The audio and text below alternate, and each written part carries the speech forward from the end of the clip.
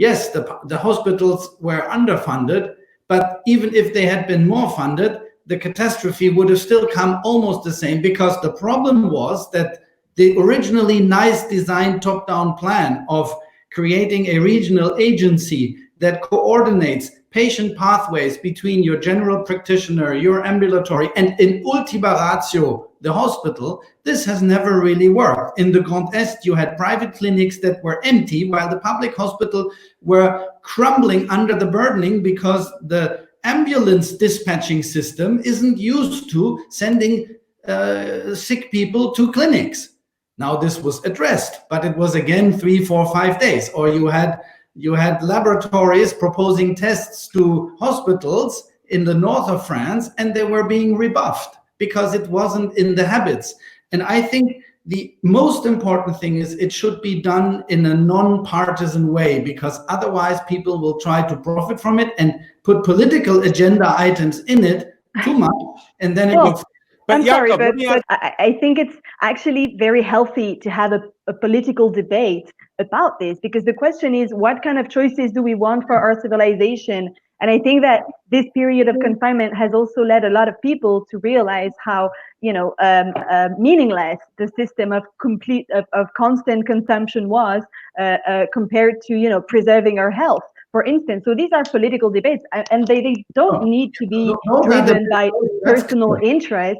But I think it's not healthy to say, oh, political parties are bad, because what we are seeing here is...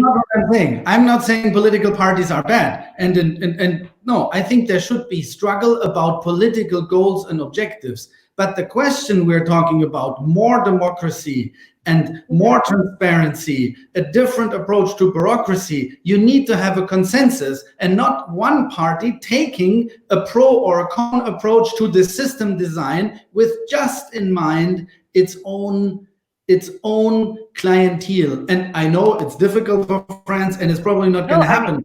I think it's part of the system that it is so difficult to have a debate.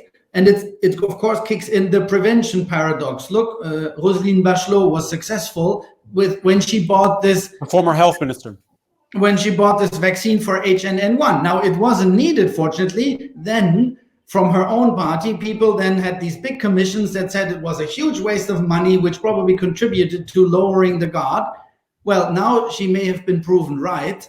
But of course, if the prevention is successful very often, then some people say, well, it was all a waste of money. And I think the right mix between competence and citizens, I think we should have citizens engaged directly in this redesign and not just political parties. That's because otherwise... Parliamentarians, it would be nice if parliamentarians would be part of it, because, one of the problems in France is that parliamentarians have very little power on the government, and I think this is one of the problems. It doesn't, it also means implicating more citizens, but I think the parliament should really be reinforced after this crisis.